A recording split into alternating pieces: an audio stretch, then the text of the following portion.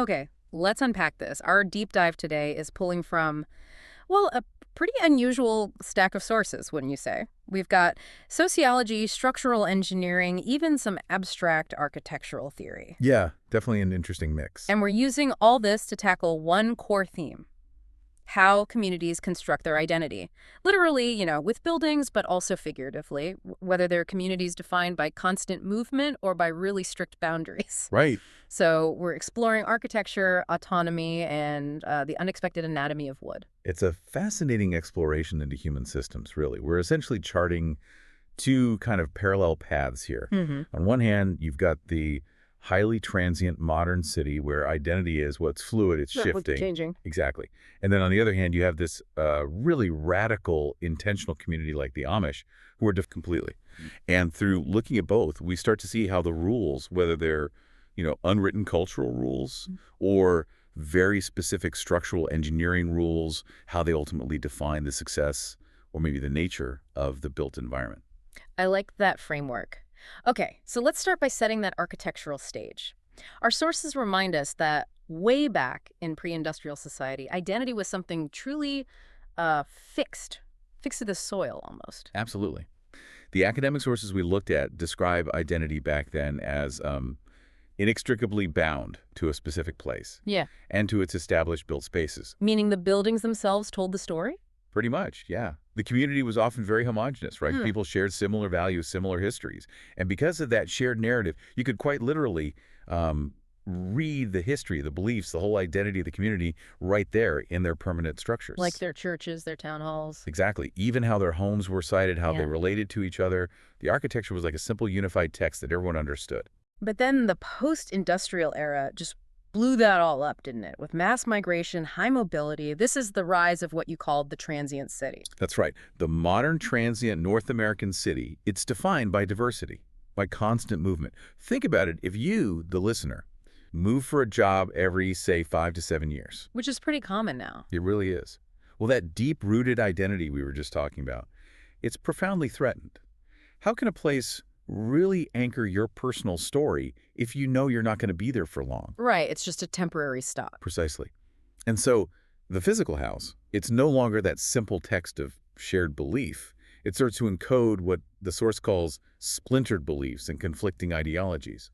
It becomes more of a temporary vessel, rather than a permanent historical marker. Okay, so if the architecture itself can't hold the community's history anymore because the community won't sit still, how do architects respond? How do you design for dwelling in transience? Well, one way is they respond by designing structures that actually embrace movement rather than trying to resist it.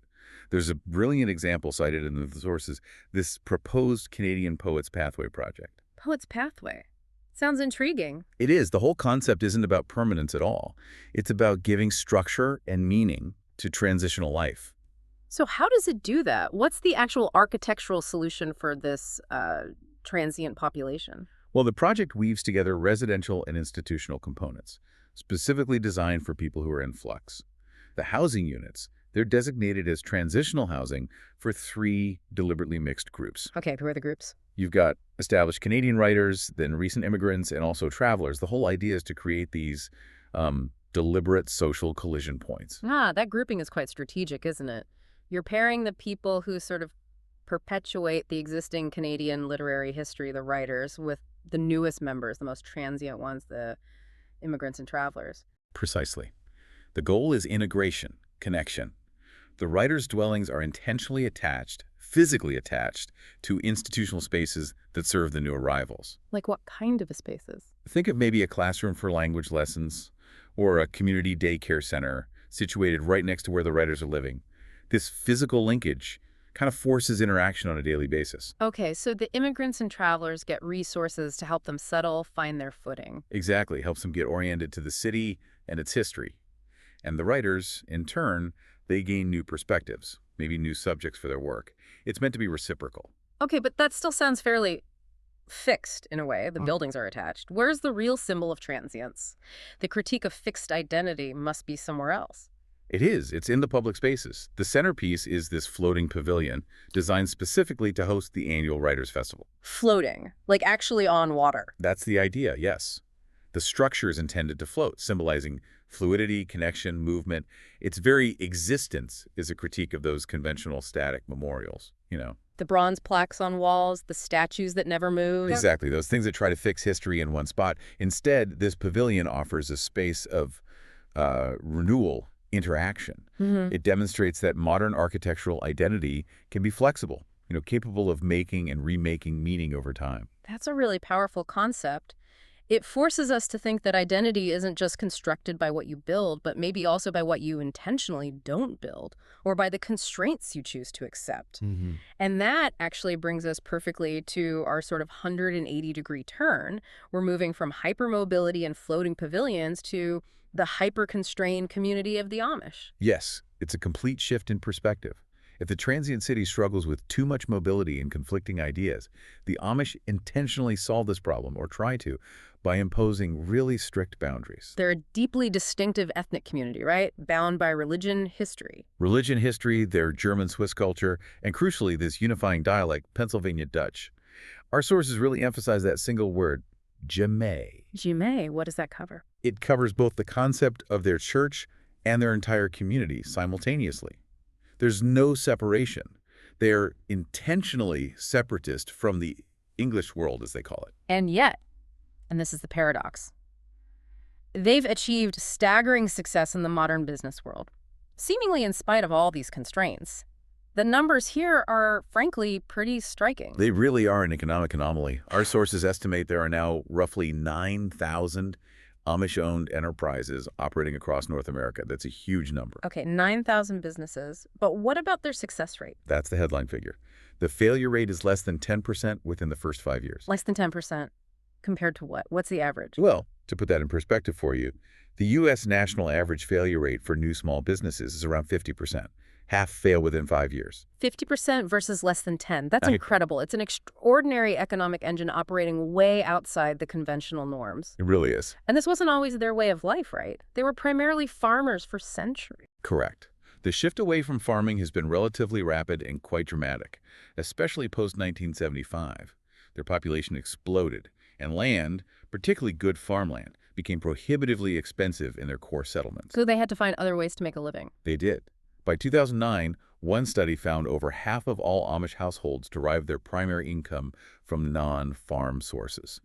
And that's everything from construction, custom furniture making, sawmills, to even light manufacturing, like making equipment.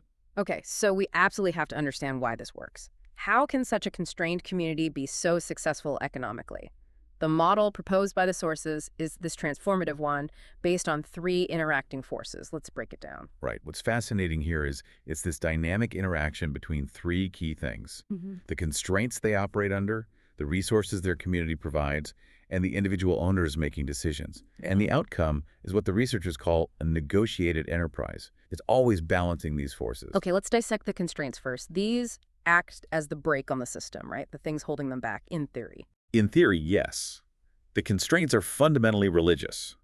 They're rooted in core values of humility and separation from the world. Humility being key. Absolutely key. The sources make it really clear that individualism, the focus on personal achievement and standing out, that's the single deepest ideological wedge between Amish culture and mainstream American culture. So you can't brag about your success. Definitely not.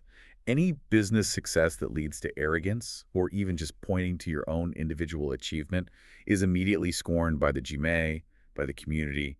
You cannot be seen to be self-aggrandizing or putting yourself above others. That must put a huge check on things like aggressive marketing or rapid expansion just for the sake of growth. It does. And the practical prohibitions are equally challenging. The Ordnung, those are the unwritten rules that govern their daily life, which vary a bit from settlement to settlement. It generally forbids engaging in litigation. Filing lawsuits is seen as coercion, as forcing your will on others. So they can't sue people. How do they handle disputes or contracts? Well, they will hire non-Amish lawyers, English lawyers, for things like contract review or sometimes debt collection, but they won't initiate lawsuits themselves. It's a fine line. Okay, what else? No Sunday business, I assume? Correct. No business conducted on Sundays. And there are outright bans on certain industries, anything related to alcohol, gambling, often arts production, and most famously, electronic communications. No owning computers, no internet access, no television.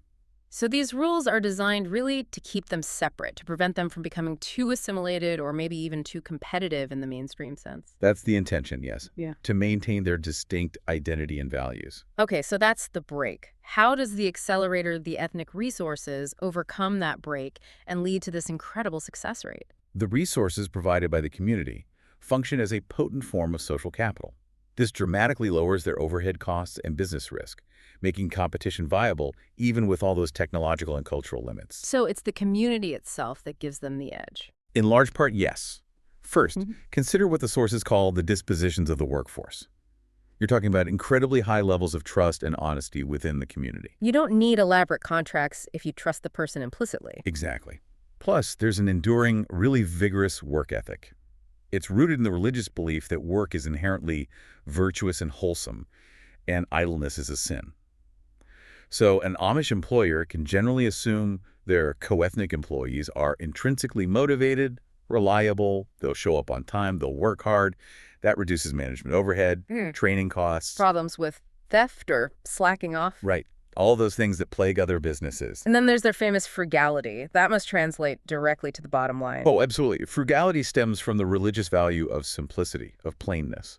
It means low overhead is just built into the culture. You walk into an Amish business office, it's sparse, simple furnishings, no fancy decor. Right. They generally avoid expensive commercial air conditioning if they can. Instead of constantly upgrading equipment, they become masters at repairing old machinery, keeping it running far beyond its expected lifespan. They avoid costly mass media advertising. All these cultural habits significantly boost profitability before they even sell their first piece of furniture or build their first shed. But the real financial engine, it seems, is the collective infrastructure. This idea of mutual aid basically replacing huge commercial operating expenses. This is arguably the genius of the model. The community itself acts as an internal, self-sustaining financial and insurance system. How does that work with startup capital, for example? Extended family networks are crucial. They often provide initial capital through outright gifts, or maybe low-interest loans with very favorable terms, or sometimes selling land needed for the business at prices well below market value. This makes the initial startup costs potentially negligible compared to an English entrepreneur needing a big bank loan. Okay, lower startup costs. But what about ongoing risks? Insurance must be a massive expense for most businesses. And that's where the biggest cost saving comes in. The entrenched practice of mutual aid effectively replaces most forms of commercial insurance. So wait, instead of paying premiums to State Farm or whoever, they insure each other. Essentially, yes, informal, usually volunteer-run, community-based plans cover major losses. If a barn or workshop burns down, Which we'll talk more about later. exactly. Mm. If there's major storm damage or significant healthcare costs arise from illness or accident, or even sometimes product liability claims against a business, the community pools resources to cover it, usually through donations or special collections. So that removes the necessity of paying those massive commercial premiums for fire, health, liability. That's a game changer for operating costs. It's a huge advantage compared to their non-Amish competitors. Mhm. And furthermore, think about retirement, because elder care and support are traditionally handled by the extended family within the community. Right. They don't typically use nursing homes. Correct. So business owners are generally not expected to provide extensive retirement benefits or 401k plans for their employees in the same way an English employer would be. That further slashes their labor costs. Okay, let me try to summarize this. If you contrast this back to why the average U.S. business fails, often it's lack of startup cash, high operating costs like insurance and benefits, or maybe one big unexpected loss like a fire. The Amish system seems designed to mitigate or even eliminate almost all of those variables through their social contract, through GMA. It fundamentally changes the risk calculation for starting and running a business. That 10% failure rate suddenly doesn't seem so impossible. It seems almost logical within their system. It does make sense when you understand the inputs. But of course, to participate in the modern market, they still have to engage with the English world they're trying to separate from. How do they handle those big constraints we talked about? No owning vehicles, no internet access. Ah, yes. This is where the creative circumvention comes in. They seem to maintain the letter of the Ordnung, the rules, by really rigorous outsourcing. It creates this fascinating, almost symbiotic reliance on the outside world. Exactly. They cannot personally own or operate a motor vehicle. Yeah. So what do? They hire non-Amish taxis, basically, vehicles owned and driven by outsiders to transport everything, Raw materials coming in, finished products going out, employees getting to distant work sites, sometimes, 75 kilometers away or more. And for the office work, the computers, the internet. Same principle. Since they can't own computers or access the internet themselves, they hire external non-Amish vendors to handle all the complex stuff. Payroll systems, inventory management, even designing and maintaining corporate websites for their furniture or construction companies. Wow. So they're fully engaging with the modern technological world just through a non-Amish intermediary. It's like a firewall. It is. It allows them to access the benefits without violating this specific prohibition against personal ownership or use. But doesn't that inherently mean they are kind of failing at true separation from the world? Isn't their very economic success built on these outside connections, perpetually undermining the cultural constraint that enabled it in the first place? That is the absolute core conflict, the central tension. And it leads directly to what the sources call the transformative effect. It's this reflexive loop. The very success of these thousands of businesses inevitably changes the community that spawned them. How so? What kind of changes are we seeing? Well, for one, it introduces a nascent class system. You start seeing the rise of the Amish millionaire, a figure whose status and influence within the community might derive more from their individual economic achievement than from traditional sources, like being ordained to the ministry or having a large family. And that's a direct challenge to that core value of humility we talked about. A huge challenge. It forces a kind of negotiation within the social structure. This new disposable income also leads to subtle shifts in lifestyle. Maybe increased use of those non-Amish drivers for personal transport, not just business. Maybe increased ownership of rental properties leased to outsiders. Even more opportunities for vacations or travel outside the immediate community. More exposure to the outside world, basically. Exactly. And running a complex business inherently requires constant daily interaction with outsiders, suppliers, customers, those tech vendors. And that interaction inevitably channels new values, new ideas, new practices back into the community. And you mentioned the language is shifting, too. Yes. The necessity of commerce, of dealing with English-speaking customers and suppliers, requires a much greater and more frequent use of English. Over time, this inevitably erodes the everyday dependence on their traditional German dialect. And speaking English more often might subtly change how they think. Well, the sources suggest that this constant use of English channels a more, quote, modern worldview into their minds. And maybe even more critically, running a successful business requires certain ways of thinking. It demands efficiency, planning, scheduling, strategizing. It rewards a rational worldview.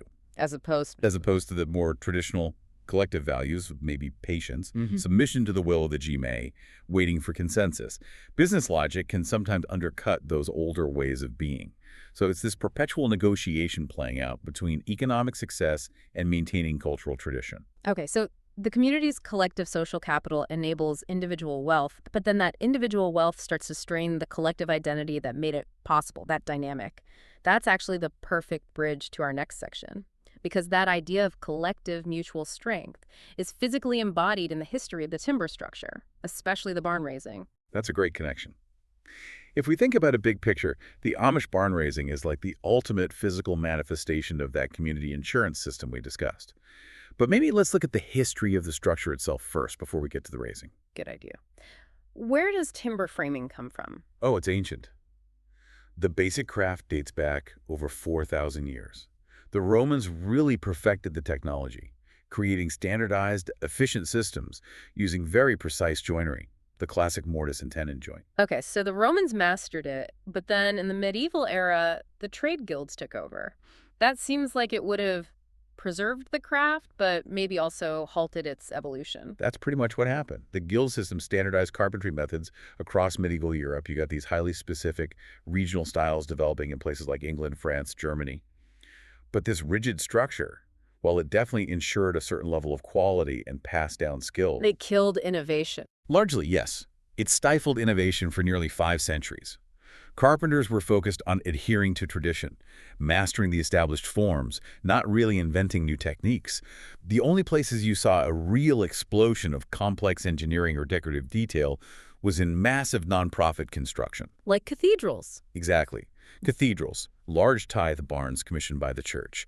In those projects, carpenters could kind of show off, using their craft almost as a demonstration of religious devotion, pushing the boundaries within the accepted style. But then the New World arrives. America breaks those old rules, providing the perfect environment, maybe, for architectural innovation to flourish again. It really did. Yeah. You had what seemed like a limitless supply of huge straight trees, especially on the East Coast initially, and crucially, complete freedom from those restrictive European guild structures. So American carpenters just started experimenting. They treated the whole continent like a giant laboratory. They began mixing techniques brought over from different parts of Europe, matching them, adapting them, inventing new, more efficient ways to join timbers together. North America became the ultimate melting pot for timber technology. Okay, here's where it gets really interesting, though, because despite having this limitless resource, this freedom to innovate, the craft of timber framing was nearly wiped out by the Industrial Revolution in the 19th century. What happened? What were the key technological changes that almost killed it? Yeah, it's ironic, isn't it? It was basically a perfect storm of economic factors hitting all at once. First, you get the invention and spread of the circular sawmill. Making standardized lumber cheap and easy? Exactly. Yeah. Suddenly you could mass produce cheap, fast, uniform dimensional lumber, your 2x4s, your 2x6s. Before this, every single heavy timber had to be laboriously hewn square with an axe or sawn by hand, usually over a saw pit. It was slow, skilled work. Okay, so cheap lumber. What else? Second, the rapid expansion of railroads and canals. This meant that this new, standardized, cheap lumber could be transported almost anywhere, very affordably. You were no longer reliant on having large, suitable trees growing right near your building site. Right, you could ship lumber from Oregon to Ohio if you needed to. And the final piece of the puzzle. The cheap iron nail. Machines were invented that could churn out cheap, mass-produced nails by the barrelful. And the nail basically eliminated the need for all that complex, time-consuming, skilled joinery like the mortise and tenon. Precisely. Why spend hours carefully cutting interlocking joints when you could just slap two pieces of wood together and hammer in a few nails? This led directly to the invention of what became known as balloon framing. Balloon framing, even the name sounds less substantial. I heard the old carpenters mocked it. They did. They called it flimsy basket framing, but it spread like wildfire after it was supposedly invented in Chicago around 1832. Why did it catch on so fast if it was considered weaker? Simple economics. It required far less skilled labor. Traditional timber framing relied on master carpenters who really understood complex load paths, wood behavior, and incredibly precise joinery. Balloon framing, using lightweight 2x4s and lots of nails, could be thrown together quickly by almost anyone who could swing a hammer. Lower skill, faster construction. The economic and labor advantages were just too overwhelming. By the late 19th century, maybe early 20th, the specialized knowledge of traditional timber framing, the kind passed down through guilds for centuries, was almost extinct. Few people knew how to do it anymore. Okay, so how does an almost extinct craft make such a massive comeback? This brings us to the timber revival, starting around the 1970s. It was really driven by the counterculture, the alternative building technology movement. There's this growing desire, especially in places like northern New England, for structures that felt more authentic, more connected to history, maybe more energy efficient than the sort of sterile sheetrock boxes that dominated post-war suburbia. So people started looking back at old barns and houses. Exactly. Craftspeople literally began rediscovering the lost techniques by carefully dismantling and studying old barns, measuring the joints, figuring out how they worked. They were learning through reverse engineering, essentially. And probably a lot of trial and error initially. Oh, absolutely. Lots of error in the beginning, I'm sure.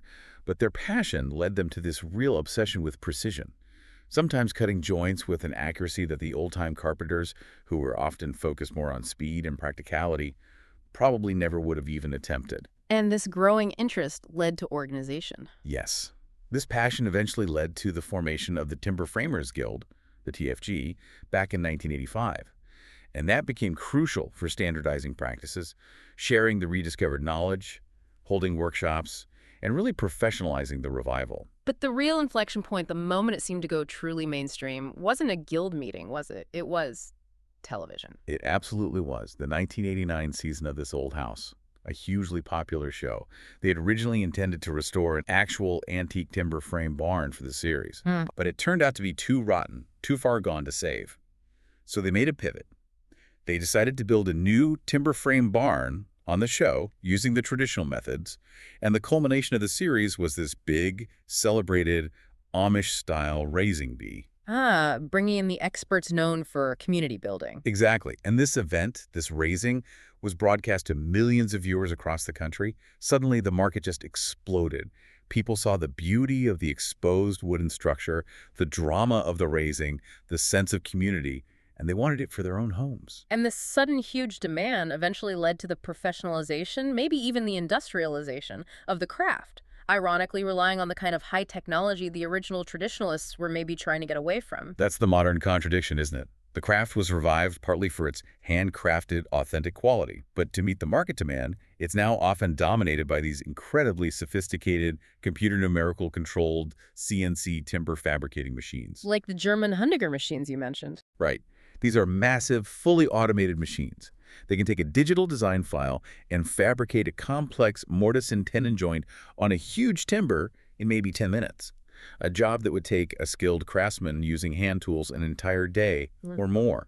And the precision is unbelievable, far beyond what's typically possible by hand. So automation makes the craft economically viable again at a larger scale. It does. It allows companies to produce timber frames much faster and often more accurately, which brings the cost down enough for more people to afford it.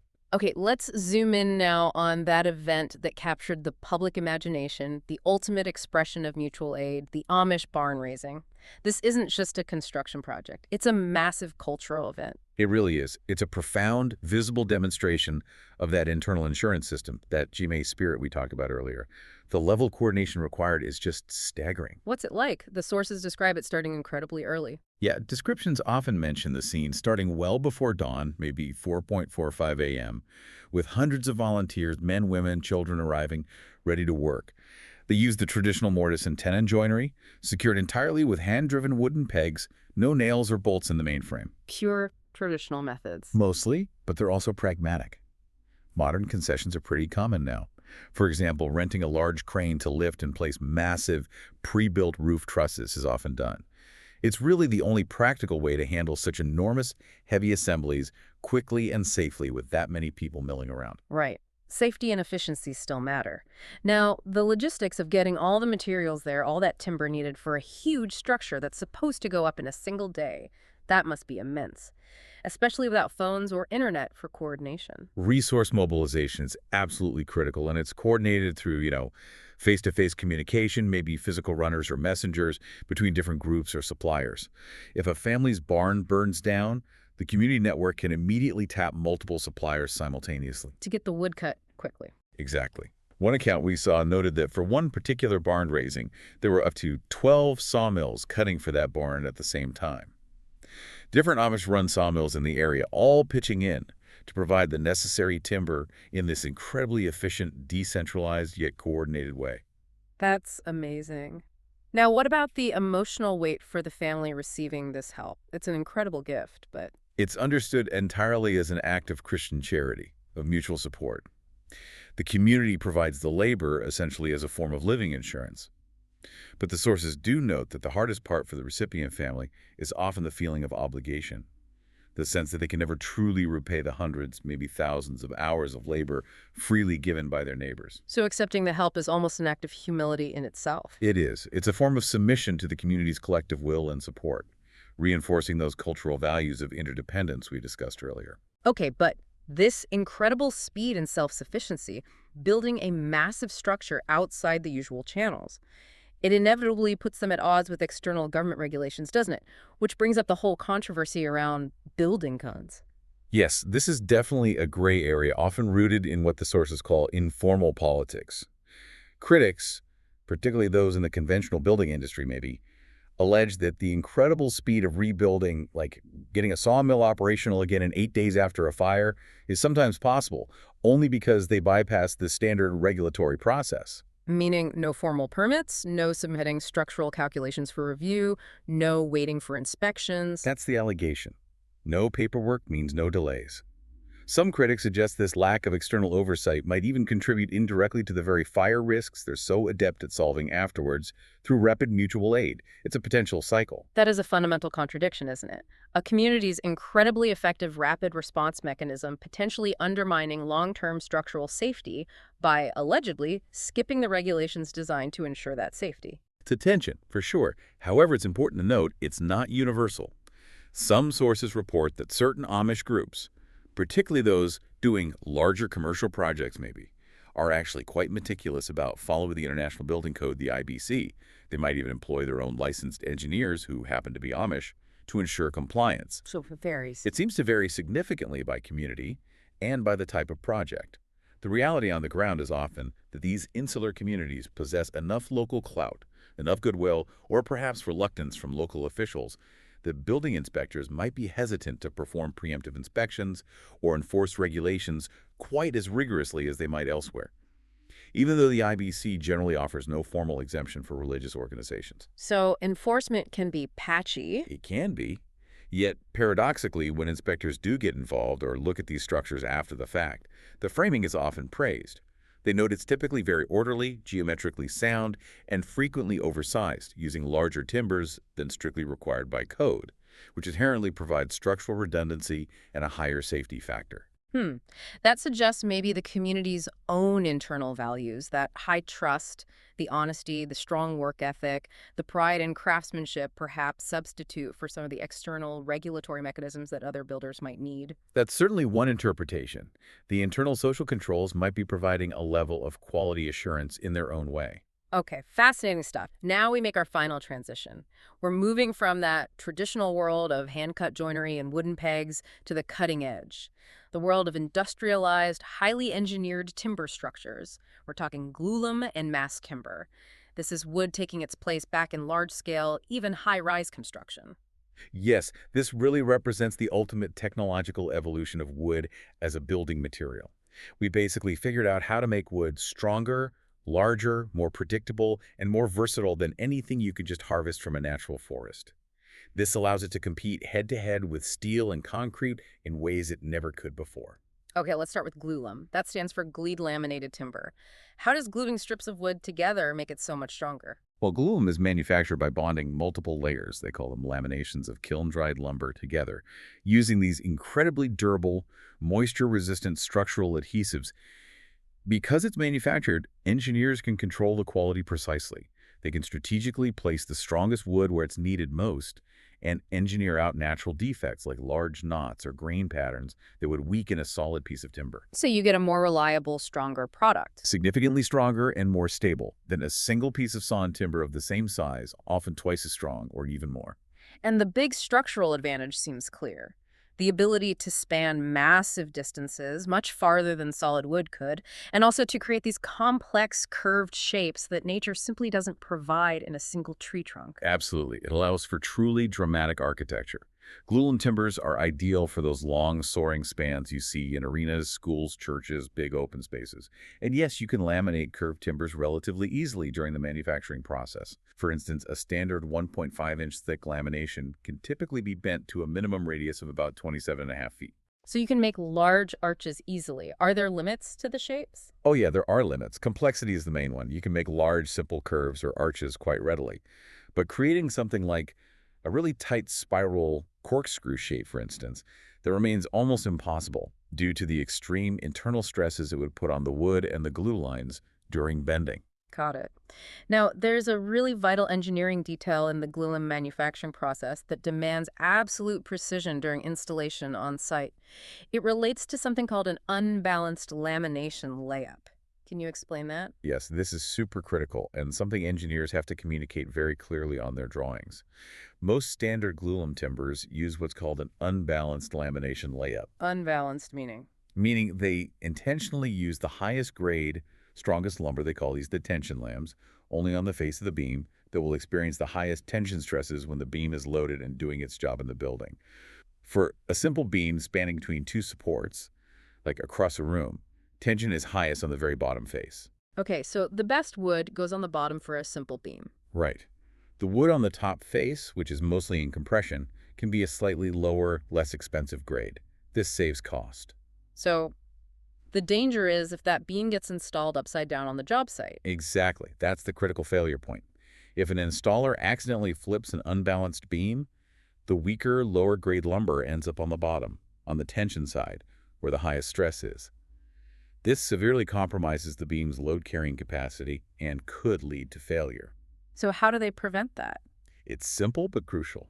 During fabrication, the top of every unbalanced timber must be clearly stamped with the word tie IP to ensure the construction crew installs it with the correct orientation. And what if a beam needs to handle tension on both sides? Like over a support in a continuous span or in a cantilever? Good question. In those cases, the engineer must specifically design and specify a balanced lamination layup. That means high-grade tension lams are used on both the top and bottom faces, making the orientation during installation much less critical, though still important to follow the plans. Okay, that makes sense.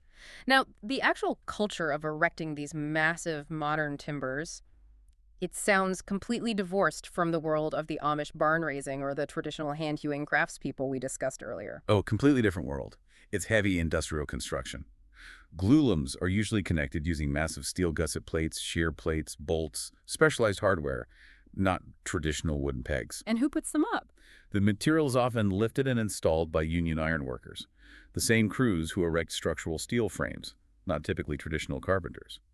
And if field corrections or adjustments are needed on site, they're likely using chainsaws for speed and efficiency, not painstakingly recutting a joint by hand. This material is fully integrated into the modern industrial construction ecosystem. Okay, now let's move to the other big player that's really changing skylines. Mass timber, specifically cross-laminated timber or CLT. What is that exactly? So CLT panels are fabricated by gluing layers of solid sawn lumber together, but with each layer oriented perpendicularly at 90 degrees to the one below it.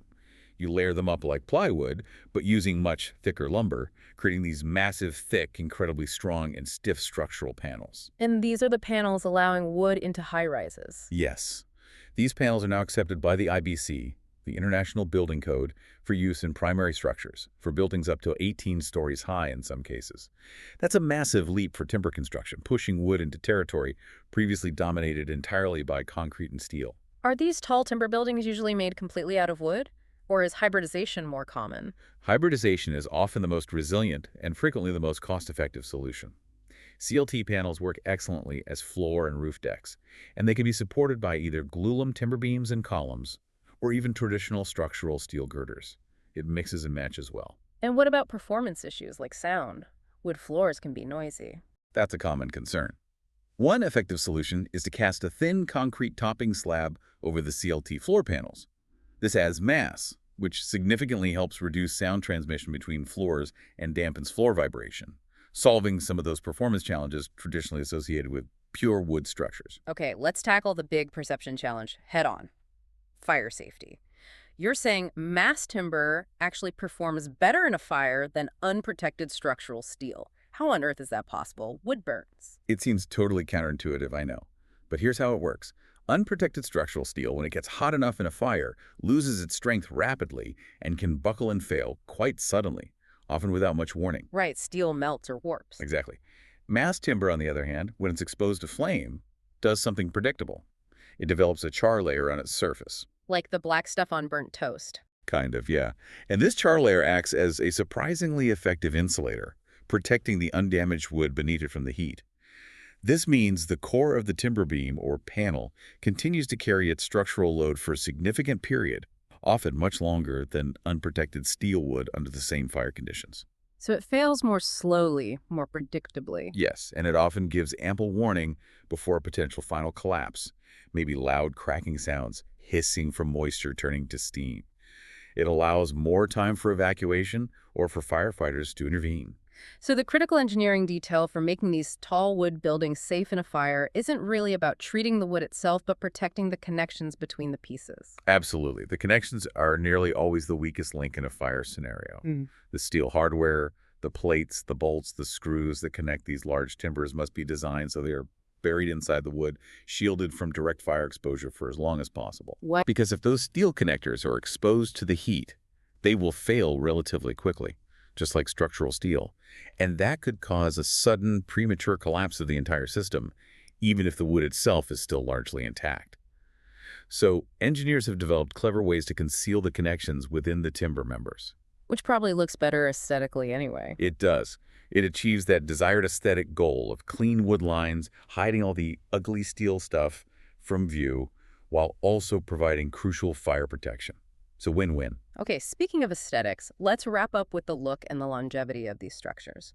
How do architects make sure a big timber structure looks beautiful and dramatic rather than just kind of mediocre or heavy? Yeah, visual appeal is huge. The sources say color contrast is absolutely paramount for showcasing the structure effectively. Probably the single biggest aesthetic mistake you can make is using wood ceilings or decking made of the same color and species of wood as the structural timbers themselves, especially if a dark stain is applied over everything, Why is that bad? because it just creates what the pros call a brown blur.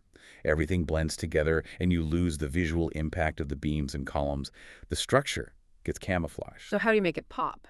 To achieve real drama and highlight the structure, you absolutely must bounce light off a light-colored surface. Think white plaster or drywall ceilings installed between the timbers. Then you mount light fixtures, maybe atop the timbers, pointing them upwards to wash the light-colored ceiling. That indirect light creates beautiful shadows and contrast, making the timber structure itself the star. Makes sense. And finally, durability. How do we ensure these modern, highly engineered structures last for centuries, like some of those old New England mills or European cathedrals we still admire? What are the keys to longevity? It really boils down to following the basic age-old rules of moisture management. Timbers must be kept warm and dry. If wood remains wet for too long, fungal decay rot will inevitably set in. It's just a biological fact. So keep the water away. Keep the water away, or allow it to dry out quickly if it does get wet. This means good design details. Never bury the base of timber columns directly in the ground. Avoid encasing them completely in concrete, which can trap moisture against the wood. Even details like mortise pockets, especially in exterior applications, need small drip holes or drainage paths designed in, so water doesn't pool inside the joint. Are some woods naturally better for durability than others? Definitely. For outdoor structures where decay resistance is absolutely paramount, the preferred structural species, according to the sources, is Alaska yellow cedar. It has natural compounds that make it highly resistant to decay, much more so than common structural species like Douglas fir or pine, which would typically require pressure treatment with chemical preservatives for long-term exterior exposure. Okay. We've covered a lot of ground. We've taken quite a journey here, haven't we? From the philosophical critique of the transient modern city and the architectural responses to it, through the deep constraints and the surprising collective business genius of the Amish, and finally landing in the world of high-tech, engineered beauty of mass timber construction. It really shows us that constraints, whether they're deeply held cultural rules like the Amish Ordnung or the fundamental scientific laws governing structural performance, they don't necessarily stifle innovation or success. They redefine the boundaries of the possible. A strict rule set, paradoxically, can be an incredible engine for certain kinds of entrepreneurial success, just as advanced engineering allows a centuries-old material like wood to solve very complex 21st century problems. So what does this all mean? I guess it means that the collective resources and strict rules of a separatist community can somehow produce economic success that often surpasses the mainstream standard. And that the ultimate timber structure, the big, beautiful frame that was almost killed off by the cheap nail 150 years ago, has been resurrected, ironically, using high-tech automation, to build the kind of durable, beautiful, perhaps even grounding environments we seem to be searching for in our hypermobile world. And that connection, that loop back to the beginning, leads me to a final, maybe provocative thought for you, the listener, to consider. We know from forest science that mature forests, say past 100 or 120 years old, generally stop removing net carbon dioxide from the atmosphere. Their growth rate slows down and basically balances out with the decay of older trees. Okay, so old-growth forests are carbon neutral, basically. Roughly, yes. They store vast amounts of carbon, but they're not actively pulling down much more. Given that growing trees are pretty much the only effective system we have for pulling significant amounts of carbon out of the atmosphere, and given that building with timber effectively stores that captured carbon for the life of the building. Right, sequestering it in the structure. Exactly. Does this imply that sustainable forestry, actively managing forests, harvesting mature trees, and replanting, coupled with the continual building of new, long-lasting structures using engineered wood, is this actually an essential set of tools for climate change mitigation?